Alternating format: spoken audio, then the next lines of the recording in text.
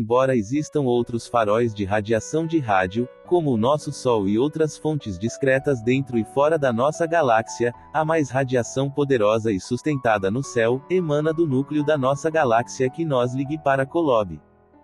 A fonte infravermelha mais forte. Veja a imagem infravermelha do centro da nossa galáxia na página 14. Até poucos anos atrás, pouco se sabia sobre as radiações celestes no infravermelho. Os astrônomos G. Neugebauer e Eric Becklin relatam novas descobertas de radiações infravermelhas de objetos mais frios no céu. Eles dizem, objetos celestes cujas temperaturas podem variar de 2000 graus Kelvin até a temperatura ambiente ou até menos, agora podem ser estudados por balões de alta altitude ou satélites em órbita terrestre. A razão é que objetos nessa faixa de temperatura emitem a maior parte de sua energia em comprimentos de onda entre 1 micron e 1000 microns, 1 milímetro, que ficam na parte infravermelha do espectro eletromagnético e, portanto, amplamente bloqueados pela atmosfera terrestre. Eles resumem anos de estudo com a afirmação: o núcleo da nossa galáxia, que é invisível mesmo com a maior luz óptica telescópios, é na verdade um conglomerado de milhões de estrelas. Destaca-se tanto visivelmente em comprimentos de onda de 20 e 100 microns, no entanto, parece provável que fontes mais exóticas do que estrelas comuns estejam contribuindo para a emissão infravermelha. 27. Suspeitamos que existam estrelas incomuns no centro com radiações profundas emanando deles, o trono brilhante de Elohim, em uma faixa do espectro não visível aos olhos e não ainda bem compreendida pelo homem. Eles continuam sua análise deste ponto único no céu. No infravermelho, o centro galáctico se destaca fortemente. A 2 microns, e provavelmente estamos observando o fluxo infravermelho de milhões de estrelas concentrada no núcleo galáctico. A forte radiação observada a 20 microns é muito poderoso, no entanto, para representar a saída adicional de até mesmo milhões de estrelas. A radiação de 20 microns do núcleo galáctico é concentrada no núcleo com 6 ou 7 anos-luz de diâmetro, correspondendo a aproximadamente 0,02% da distância entre nós e o núcleo da galáxia. A distribuição de energia deste núcleo aumenta acentuadamente entre 5 e 20 microns e provavelmente atinge o pico em um comprimento de onda acima de 50 microns. Alta resolução mapas infravermelhos feitos por nós com o telescópio Hale de 200 polegadas e por Low e G. Rick na Universidade do Arizona, mostraram que o núcleo aparentemente unitário do núcleo galáctico é na verdade composto de pelo menos 4 fontes separadas, cada uma com diferentes intensidades relativas em diferentes comprimentos de onda. No momento, não temos as informações necessárias para compreender as fontes. 26 Bock e Bock, e Bid, página 195. 27G. Neugebauer e Eric E. Becklin, As fontes infravermelhas mais brilhantes, Scientific American, abril de 1973, página 28. Inequivocamente, a radiação pode resultar de algum processo não térmico, isto é, algum processo diferente de uma estrela típica de fusão de hidrogênio. Seja qual for a fonte da radiação infravermelha, ela pode servir como um sensor próximo exemplo de processos que ocorrem nos núcleos de outras galáxias. Talos núcleos exibem uma variedade de fenômenos, alguns dos quais são compartilhados pelos núcleos da nossa própria galáxia.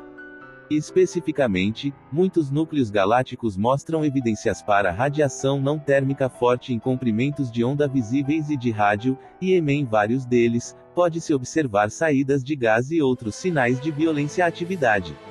Em comprimentos de onda de rádio, o centro da nossa galáxia também mostra fortes emissão e saída não térmicas. Várias galáxias exibem radiação em 20 microns bem acima do esperado de estrelas comuns. A quantidade de energia que essas galáxias irradiam no infravermelho corresponde a até 10 vezes a potência de saída do Sol. Isto é aproximadamente a quantidade de energia irradiada por todas as estrelas da nossa galáxia em todos os comprimentos de onda. Já foi observado o suficiente para indicar que o centro da nossa galáxia é longe de estar quieto. De longe, o objeto mais brilhante a 100 microns é o complexo de fontes associadas no núcleo da galáxia, Via Láctea. 28. O texto acima é de fato uma descrição impressionante de nossa casa celestial, e de uma fonte totalmente inesperado para lançar luz sobre um assunto religioso. Isso nos dá uma ideia de o que significa quando o profeta Joseph disse: Deus vive em chamas eternas. 29. Radiações gama. Um estudo dos raios gama, irradiados de vários locais da nossa galáxia, também é esclarecedor. Dr. Aleventhal, da Bell Telephone Laboratories, et al., relata raios gama de um grande número de posições, detectadas por um instrumento transportado por balão sobre a Austrália. Mas eles conseguiram os melhores resultados quando mediram o centro da Via Láctea. Estas experiências mostram que existem processos violentos em ação no núcleo da Via Láctea. Durante 17,3 horas, seu telescópio foi apontado para o núcleo galáctico e detectou raios gama em toda a gama de comprimentos de onda observáveis, energias. Os núcleos de algumas, e talvez de todas as galáxias, parecem ser cenas de eventos periódicos explosões. Observações do núcleo da Via Láctea em comprimentos de onda que penetram na poeira, como as emissões de rádio e infravermelho, indicam atividade violenta de algum tipo. Alguns teóricos, como Viktor Ambortsumian e a União Soviética, há muito tempo argumentam que processos desconhecidos dos físicos podem estar ativos nos núcleos galácticos. Na verdade, a luz e o poder de Deus Trono. Sir Fred Hoyle e seu associado, J. Altivisno Norlikar, têm propôs que a matéria é continuamente criada no núcleo da galáxia, a matéria sendo ejetado, mas a antimatéria permanecendo. A grande quantidade de pósitrons, elétrons com carga positiva, que ocorrem na antimatéria, observados em direção ao centro galáctico. Sugerir a existência ali de algum tipo de exótico objeto. Passar através do véu. Anteriormente no capítulo, mencionamos que a radiação de rádio, infravermelha e gama pode passar pelo véu de poeira entre a Terra e o centro da galáxia mais fácil do que luz visível. É claro que os santos dos últimos dias conhecem outras maneiras de abrir o véu: a fé, retidão e oração. No final do milênio, a Terra passará por um véu e entrar na presença celestial, conforme explicado por Orson Pratt. Pouco a pouco, quando cada uma dessas criações, mundos, tiver cumprido a medida e limites estabelecidos e os tempos dados para sua continuidade em um estado temporal, e seus habitantes que forem dignos serão celestiais e glorificados junto. Então, a partir daquele momento e para sempre, não haverá véu intermediário entre Deus e seu povo que é santificado e glorificado, e ele não terá necessidade de se afastar de alguém para ir visitá-lo ou outro, porque todos estarão em sua presença. Não importa o quão longe é espaço, essas criações podem estar localizadas em qualquer reino celestial especial onde o Senhor nosso Deus habitará. Eles poderão vê-lo em todos os momentos. Por quê? Porque é apenas a queda e o véu que foi fechado sobre esta criação que nos afasta da presença de Deus. Que o véu seja removido, o que agora nos impede de contemplar a glória de Deus e a reino celestial, e estaremos em sua presença. 31. Conclusão. A luz e a energia que emanando do núcleo da galáxia manifestam-se em muitos dos espectros eletromagnéticos. Todas essas radiações, e outras que ainda não compreendemos, confirme a declaração do Senhor que diz: a luz que brilha, que dás a luz, é por meio daquele que ilumina seus olhos. Da qual a luz procede a presença de Deus para preencher a imensidão do espaço, Doutrina e Convênios 88 para 11:12. A Terra é protegida dessas radiações, em grande medida, por um véu de poeira. Se não, a Terra celestial seria incinerada. 31 Orson Pratt, Ibid. Capitão 5. Número de criações. Capítulo 5. O número das criações de Deus. Corolário 3. O número das criações de Deus. Embora o número de criações de Deus esteja além da capacidade do homem de contar, cada uma delas é conhecido por Deus. Essas criações são de número finito em qualquer instante de tempo e consistem de cerca de 150 bilhões de estrelas, além de seus planetas associados, como existem atualmente na Via Láctea Galáxia do Caminho. Princípios do Evangelho, a base deste capítulo. Deus revelou a Moisés que ele havia criado mundos sem número, Moisés 1:33 da manhã. Também, assim como a terra passará, assim também virá outro, Moisés 1:38 da manhã. Mas a criação de mundos por Deus é apenas sua obra secundária. Seu foco e trabalho principal é o progresso de seus filhos, pois Deus disse: "Este é meu trabalho e minha glória, realizar a imortalidade e vida eterna do homem", Moisés 1:39 da manhã. Para conseguir isso, ele tem que construir muitos sóis e terras como residências mortais e temporárias para seus muitos filhos. A Via Láctea é muito pequena. Alguns podem achar que a Via Láctea é um lugar pequeno demais para abrigar os domínios do nosso Deus. Vamos examinar as escrituras que definem o escopo das criações de Deus.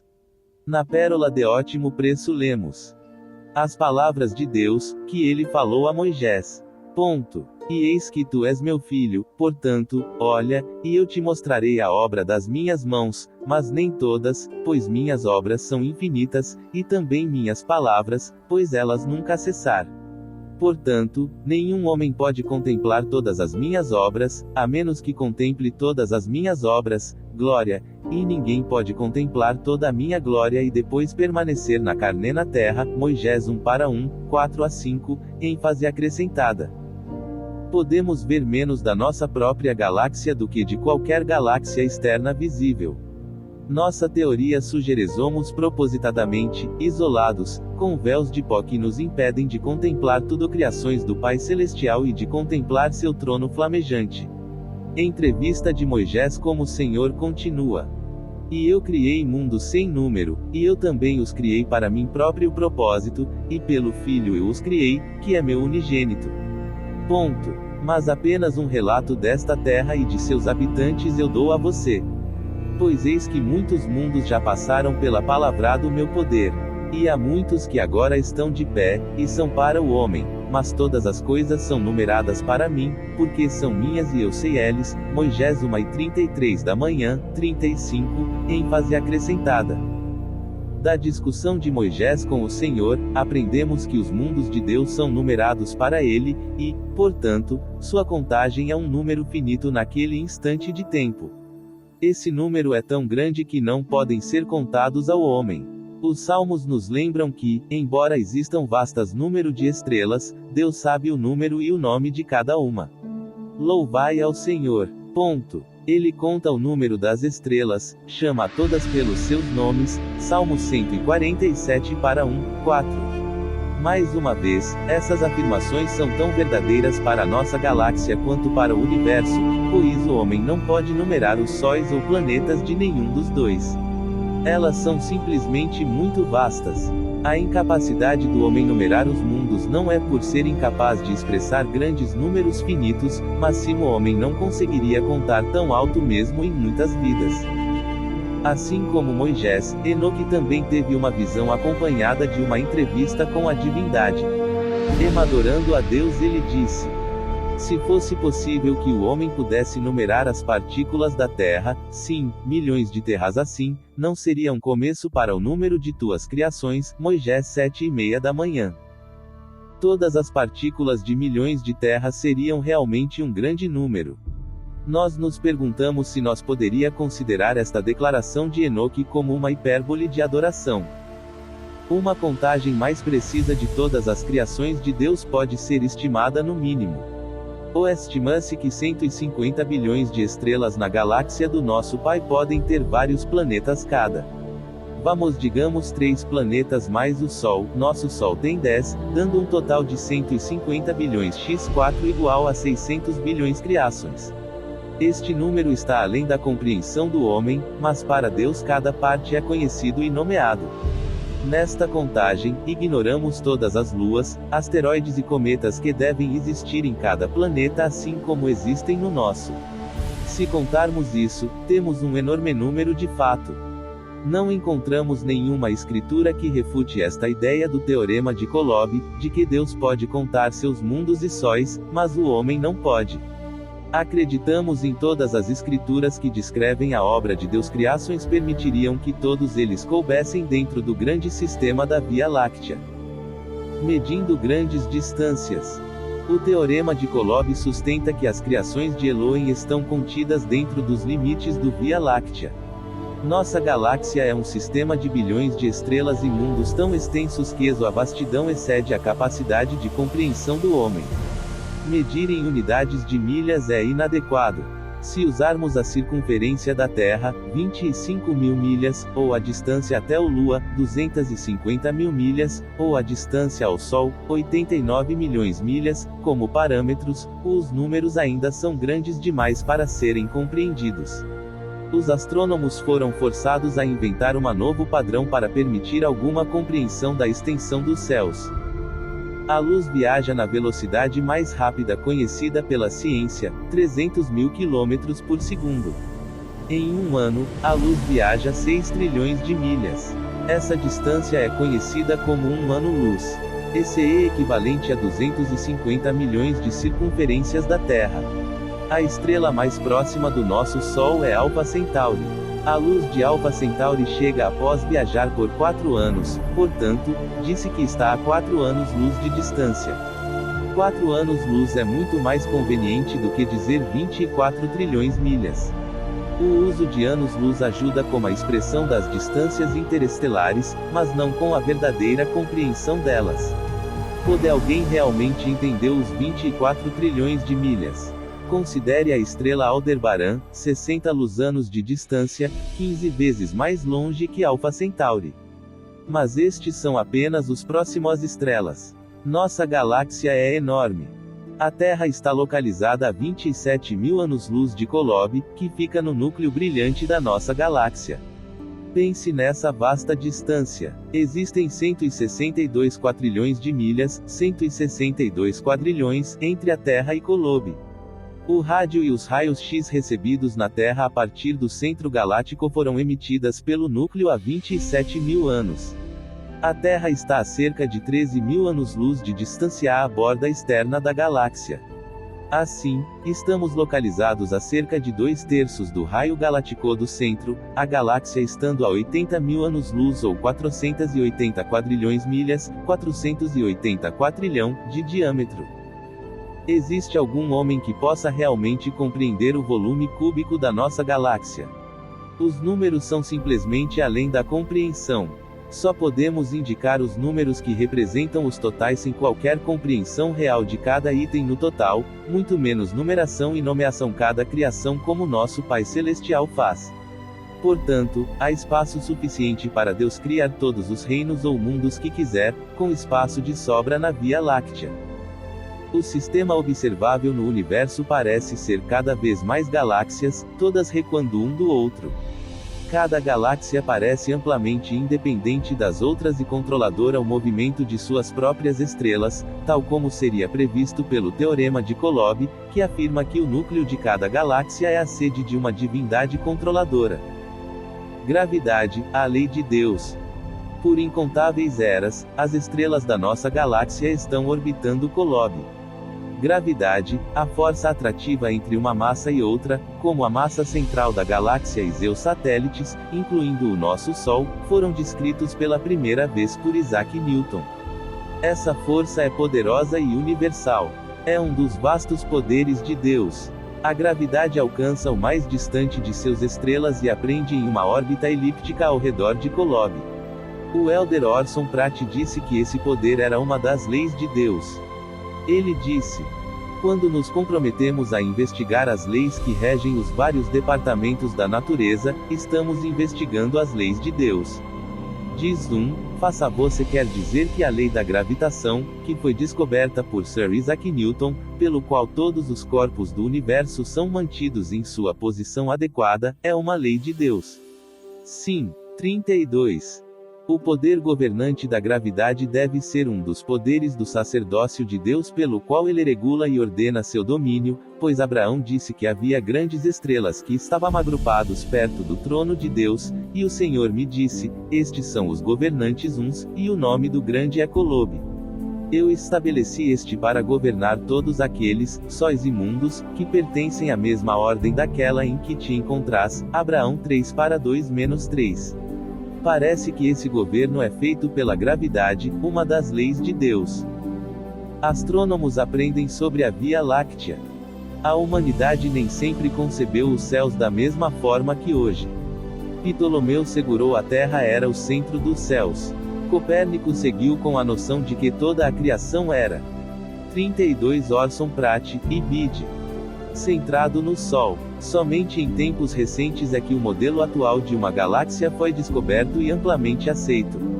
Podemos dar crédito ao astrônomo americano Harlow Shapley por sua ideia de universo excêntrico, descrita pela primeira vez em 1925 d.C.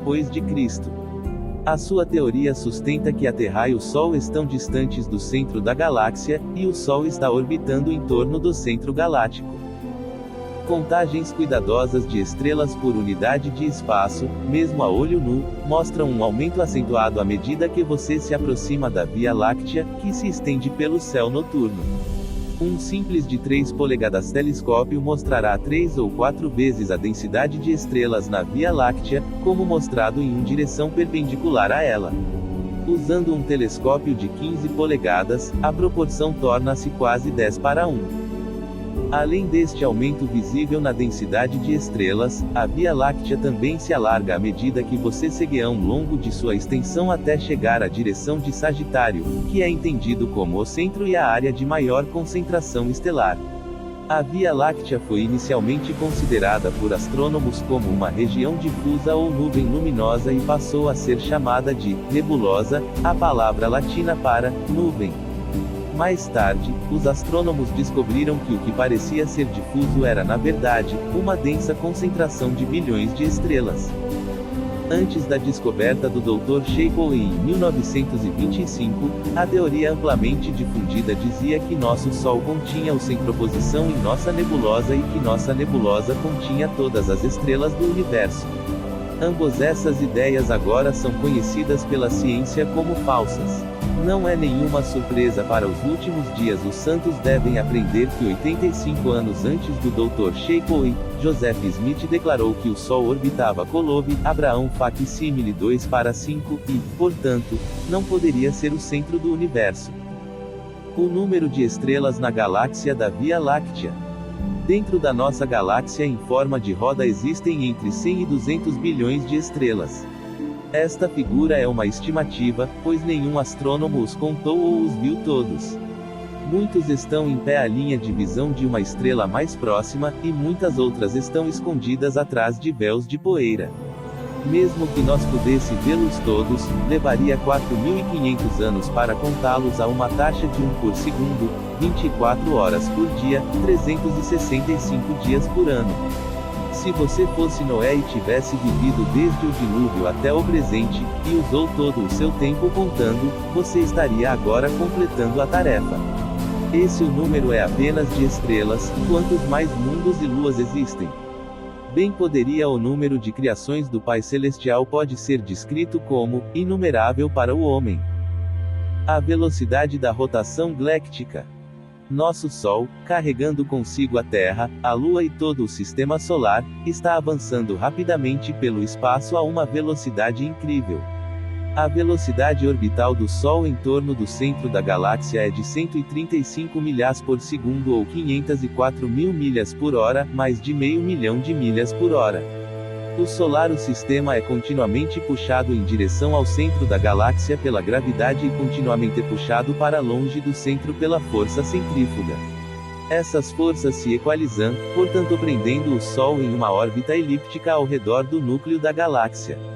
Mas não sentimos nenhum movimento.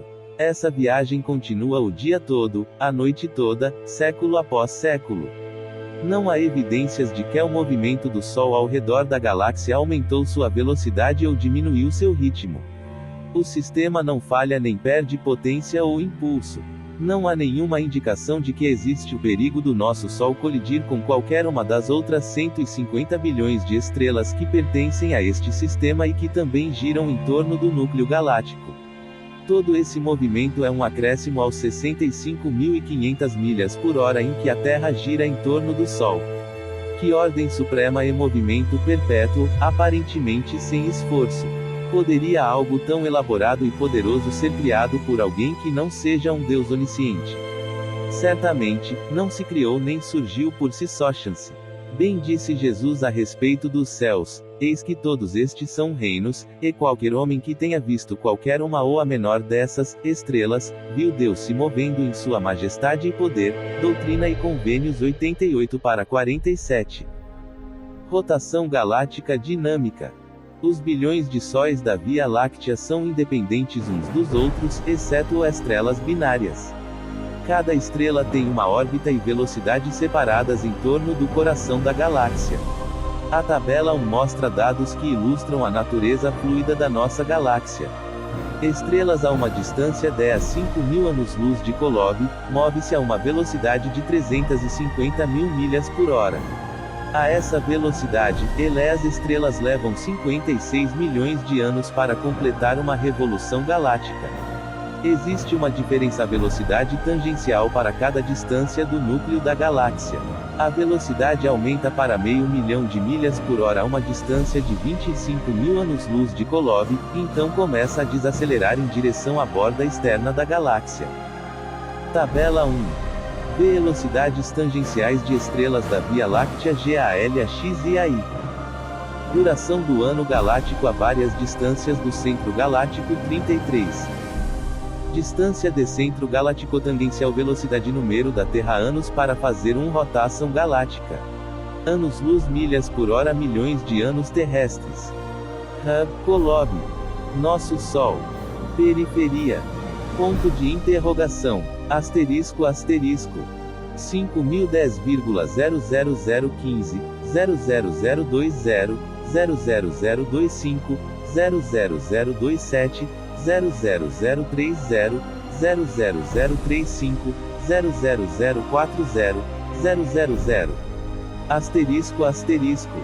350.425.000 asterisco 493.000 asterisco 515,000500, 000481, 000475, 000439, 000403, 000.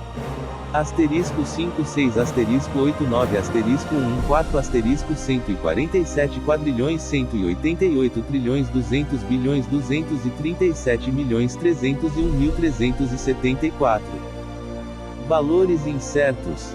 Embora esses movimentos em nossa galáxia sejam incertos, as velocidades radiais em galáxias com buracos negros foram medidos usando o efeito Doppler, para estar em um nível surpreendente 957 mil milhas por hora a 25 anos-luz do centro.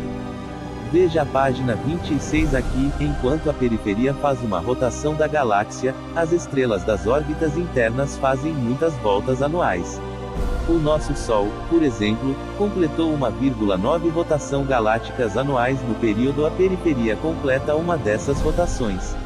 Assim, os braços longos das galáxias espirais são atrás das regiões centrais fortemente retorcidas. Idades das estrelas. Astrônomos mediram a temperatura da superfície, o brilho e a cor das estrelas locais e descobrimos que elas variam muito. É possível classificar a maioria das estrelas de acordo com estas. 33 com base em dados de Bock e BID. Medições ao longo do diagrama HR da sequência principal de estrelas. As estrelas mais jovens aparecem como estrelas quentes, branco-azuladas, queimando com temperaturas de superfície de 50.000 graus Fahrenheit e irradiando 10.000 vezes mais energia que o Sol. Nosso Sol está no meio desse envelhecimento. Sequência. É uma estrela média e queima com uma temperatura de superfície de cerca de 40.000 Fe de cor amarela. Estrelas mais velhas na sequência principal queimam em vermelho e com uma temperatura relativamente fria de 5.000 graus Fahrenheit. Também há estrelas que não se encaixam no principal sequência. Essas estrelas incluem anãs brancas e gigantes vermelhas. As estrelas jovens branco-azuladas são encontradas principalmente nos anéis externos e braços das galáxias espirais, como a nossa Via Láctea. As estrelas mais velhas na sequência principal são estrelas vermelhas frias que são encontrados nos centros de galáxias espirais. Esses dois fatos são dignos de nota. Parece chover, mas estrelas tendem a aparecer nas regiões celestiais, enquanto as estrelas mais velhas são encontradas no centro, lugar das primeiras criações de Deus. Cristo como o Criador, Cristo desde a ETERNIDADE. A apreciação de nosso Deus e de seu Cristo aumenta muito quando consideramos a vastidão de suas criações e do tempo que levaram para fazê-las. Nossa fé nele cresce à medida que percebemos que ele veio como um humilde bebê a Belém e, como um homem andou nesta terra, um dos bilhões que ele criou. Porque esta terra em particular? Ele explicou a Jacó e Enoque que esta terra era o único planeta cujos habitantes eram perversos o suficiente para matá-lo. 2 Nef 10-3, Moisés 7:36 da manhã. No entanto, a expiação que ele fez elaborado para a humanidade nesta terra é igualmente eficaz para todos os mundos. Suas mãos o fizeram feito. Joseph Smith escreveu um poema que foi publicado no Jornal da Igreja, em Nauvoo, antes do martírio. No poema, Joseph reafirma sua visão dos 3 graus de glória.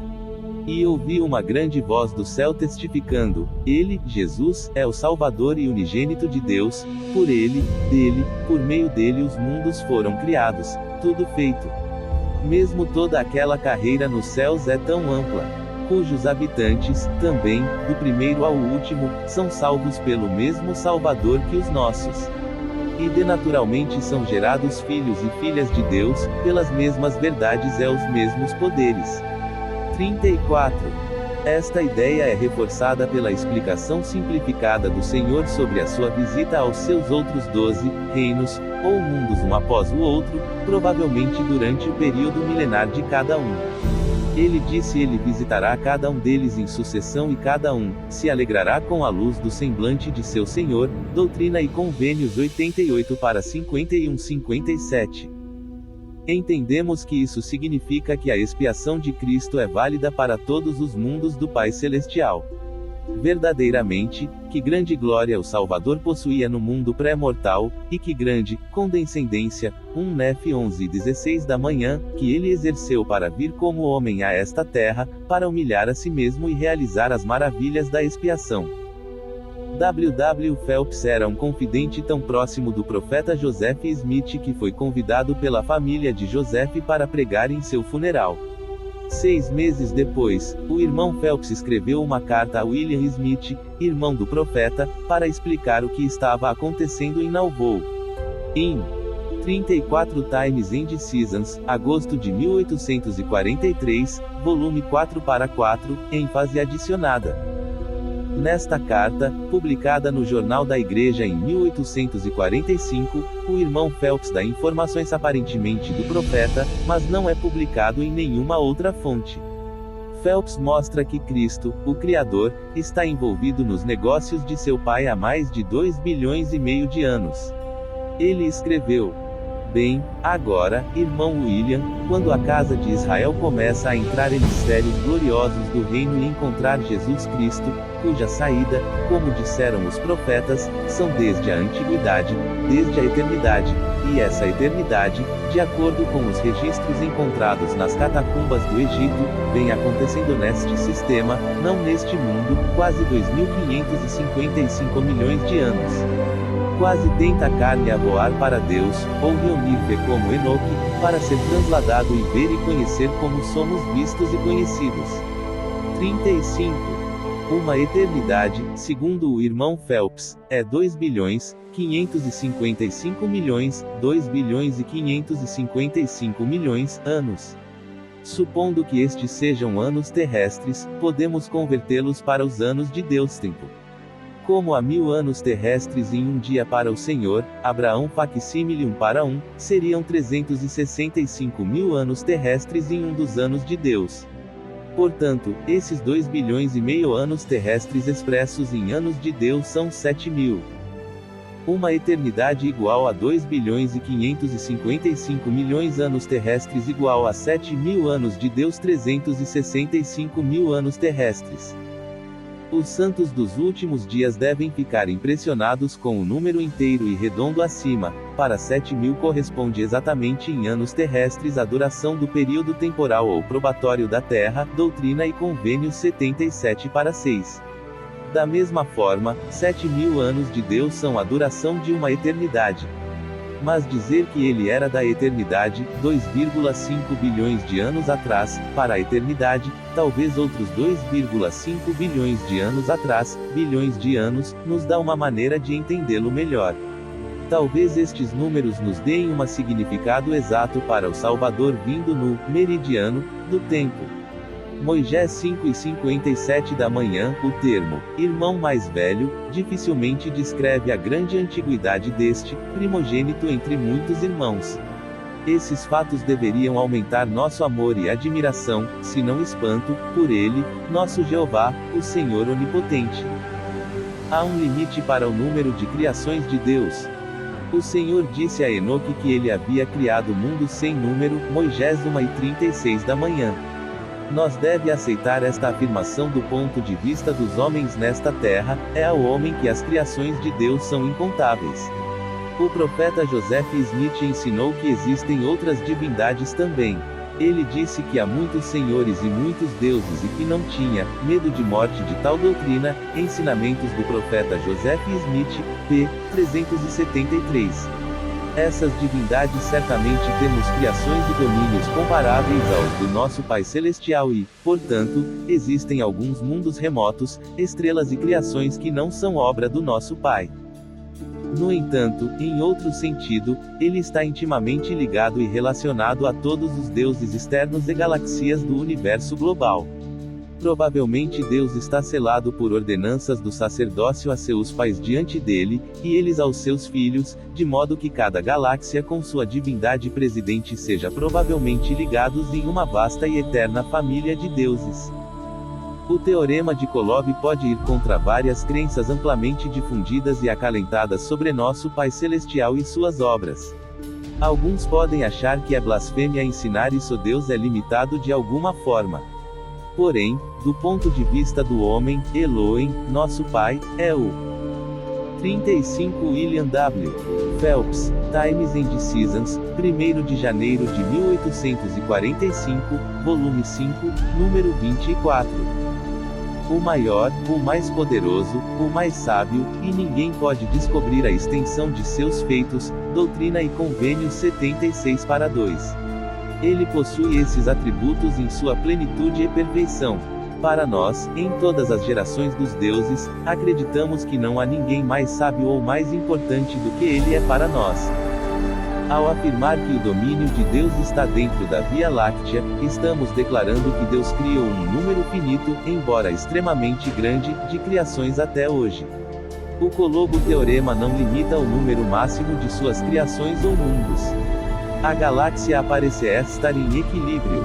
Deus disse a Moisés: e assim como a terra passará, e a terra passará, e a terra passará, e a terra passará, céus, assim virá outro, e não há fim para as minhas obras, Moisés 1:38 da manhã.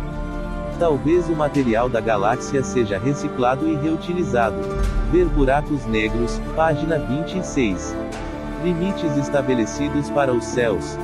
A ideia de que pode haver uma fronteira ou um limite para as obras de Deus é sugerida na revelação dada a Joseph Smith na cadeia de Liberty. Um tempo vindouro em que nada será retido, quer haja um Deus, ou muitos deuses, eles serão manifestados.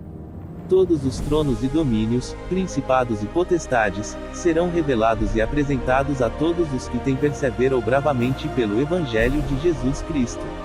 E também se houver limites definidos para os céus ou para os mares, ou para a terra seca, ou para o sol, a lua ou estrelas. Todos os tempos das suas revoluções, todos os dias, meses e épocas designados, anos, e todos os dias dos seus dias, meses e anos, e todas as suas glórias, as leis e os tempos determinados serão revelados nos dias da dispensação da plenitude dos tempos. Doutrina e Convênios 121 para 28-31, ênfase acrescentada. Conclusão. Concluímos que os mundos criados por nosso Pai Celestial são tantos que não podem ser numerados pelo homem. No entanto, ele conhece cada um deles. Tudo isso poderia caber na vasta Via Láctea. É gigantesco em tamanho, está em movimento rotativo e se move com o poder e majestade de Deus. Concluímos também que pode ter levado não menos de 2,5 bilhão de anos para construí-lo. Capitão 6. Localização dos 3 graus de glória. Capítulo 6. Localização dos 3 graus de glória. Corolário 4. Localização dos 3 graus de glória. Os reinos terrestre e celestial estão localizados em sucessivos reinos concêntricos, em forma de donut, anéis em forma de estrela, ao redor do reino celestial ou centro da galáxia Via Láctea, que nosso Sol e a Terra estão agora localizados no anel externo ou celestial da galáxia. Princípios do Evangelho, a base deste capítulo. Há 3 graus de glória na ressurreição descritos em detalhes maravilhosos, Doutrina e Convênios 76. Já estudamos o reino celestial, aqui consideramos os reinos terrestres e celestiais. Paulo identificou essas glórias na ressurreição como sendo semelhante ao Sol, à Lua e às estrelas. 1 Coríntios 3:40 da tarde -42. Cada um desses 3 lugares será a residência final de uma parte da humanidade após o julgamento e a ressurreição com base em suas obras e fé enquanto estava na terra. A localização desses reinos de glória será considerada. Estrutura do universo de Deus. Em 1832, enquanto Joseph Smith e Sidney Rigdon estavam trabalhando na Joseph Smith Tradução da Bíblia, eles perguntaram ao Senhor o significado de João 5:29 da manhã, a respeito da ressurreição dos justos e dos injustos. A resposta do Senhor agora está registrada em Doutrina e Convênios seção 76, como a visão dos 3 graus de glória. Esse documento majestoso explica a estrutura dos reinos de Deus, que antes eram apenas vagamente sugerido pelo apóstolo Paulo, 1 Coríntios 3:40 da tarde -41. 10 meses depois, outra revelação foi dada ao profeta, expandindo ainda mais nossa compreensão desses 3 reinos. Esta revelação é conhecida como a folha de oliveira, arrancados da árvore do paraíso, Doutrina e Convênios 88. Descrição do reino celestial. Nascemos na vida pré-terrena e vivemos com nosso Pai em seu reino celestial. Depois desta vida terrena, os santos esperam retornar a ele no reino celestial. O Teorema de Kolob afirma que este lugar fica no centro ígneo da nossa galáxia. Aqueles que surgirem na ressurreição dos justos serão puros e fiéis e habitarão na presença de Deus e seu Cristo para todo o sempre. Estes são aqueles cujos corpos são celestial, cuja glória é a do Sol, a glória de Deus, a mais alta de todas, cuja glória, o Sol do firmamento é descrito como sendo típico, Doutrina e Convênios 76 para 70. Este reino, supera em todas as coisas, onde Deus, o Pai, reina sobre o seu trono. E ele os torna, os justos, iguais em poder, em força e em domínio, Doutrina e Convênios 76 para 92, 95. A terra precisa ser santificada de toda injustiça, para que esteja preparada para a glória celestial. Pois depois de ter cumprido a medida da sua criação, ela, a terra, será coroados de glória, sim, com a presença de Deus Pai, Doutrina e Convênios 88 para 18-19. Dentro da glória celestial, existem 3 céus ou graus, e para obter o mais elevado, o homem deve entrar nesta ordem do sacerdócio, ou seja, o novo e aliança eterna de casamento, e se não o fizer, não poderá obtê-lo. Ele pode entrar para o outro, mas esse é o fim de seu reino, Doutrina e Convênios 131 para 1-4. As escrituras nos dão alguma compreensão da casa de Deus ou do reino celestial. O reino celestial visto pelo teorema de Kolob. O teorema de Kolob exige divisões dentro da grande Via Láctea e, talvez, de todas as galáxias. Em fotografias da galáxia de Andrômeda, o núcleo parece branco brilhante.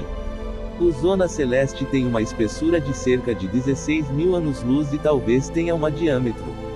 A forma do reino celestial, portanto, pode assemelhar-se a uma esfera. O reino celestial provavelmente está localizado nesta protuberância central da galáxia e consiste em muitos milhões de orbes celestes. Descrição do reino terrestre.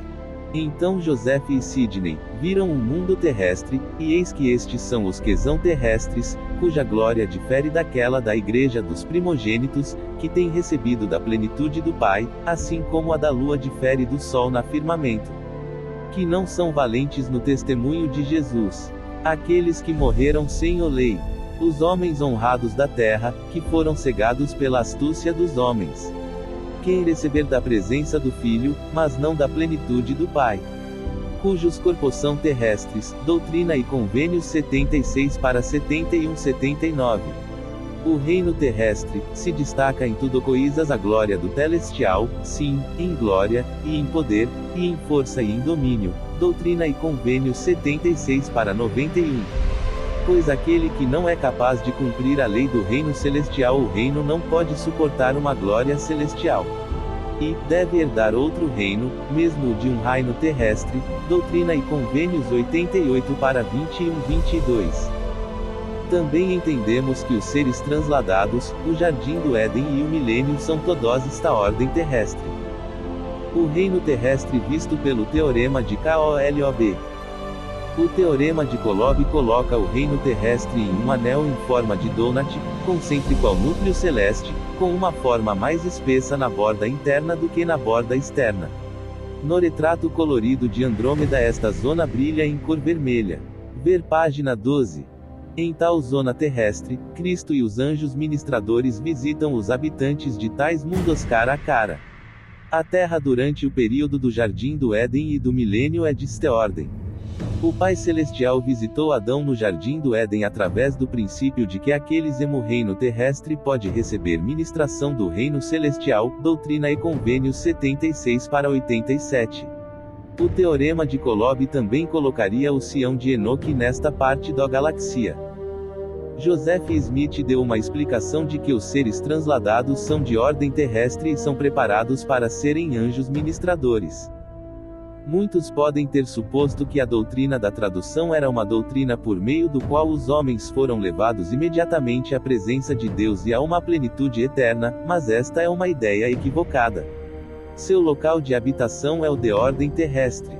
Para tais personagens, são mantidos em reserva para serem anjos ministradores em muitos planetas e ainda não entraram em tal uma grande plenitude como a daqueles que ressuscitaram dentre os mortos. 36. O presidente Joseph Fielding Smith falou sobre a zona terrestre da seguinte maneira: aqueles que viverão uma lei terrestre serão designados para uma lei terrestre reino em algum outro globo. Aqueles que viverão uma lei celestial terão para ir para uma esfera celestial adequada à sua condição. Onde esses mundos estão, o Senhor não nos revelou, porém, há esferas agora sendo preparado para eles. 37. Parece que existem dois tipos de mundos terrestres. Primeiro, existem os temporários, como a cidade de Enoque, ou a Terra no período do Jardim do Éden e durante o milênio. Em segundo lugar, deve haver alguns planetas terrestres permanentes adequados para o lar eterno de aqueles que herdam essa glória por toda a eternidade. Certamente muitos dos sóis que compõem o anel terrestre da galáxia têm planetas e luas orbitando-os. Talvez um desses planetas terrestres esteja preparado ou em processo de preparação para receber os filhos e filhas da Terra, cada um em estado de solteiro, que tem manteve apenas uma lei terrestre. Eles logo se levantarão em uma ressurreição de glória terrestre e encontrarão um domínio eterno esperando por eles, brilhando apenas com o brilho da lua. Estes devem sejam servos do Altíssimo. Pelo nosso teorema, sua habitação é distante de Kolob, e eles estão isolados por um véu de seu antigo lar celestial. Eles permanecem assim durante toda a eternidade, pois onde Deus e Cristo habitam eles não podem vir. Descrição do reino celestial. Uma visão do terceiro reino foi então mostrada a Joseph e Sidney. Vimos a glória do celestial, cuja glória é menor, assim como a glória das estrelas difere da gloriada lua. Estes são os que são lançados no inferno, temporariamente. Quem não deve? 36 Franklin D. Richards e James A. Little, Compêndio das Doutrinas do Evangelho, Salt Lake City. Deseret Book Company, 1925, página 27237. Joseph Fielding Smith, O Homem, Sua Origem e Destino, 1954, página 539. Ser redimidos do diabo até a última ressurreição, Doutrina e Convênios 76 para 87 e 85. Que não receberam o Evangelho, nem o testemunho de Jesus, nem os profetas. Exceção os mentirosos, os feiticeiros, os adúlteros e os devassos. Doutrina e Convênios 76 para 101-104. Os habitantes do mundo celestial são tão inumeráveis quanto as estrelas no firmamento do céu, ou como a areia da praia. Pois eles serão julgados de acordo com suas obras, e cada um receberá de acordo com suas obras, suas próprias obras, seu próprio domínio, nas mansões que estão preparadas.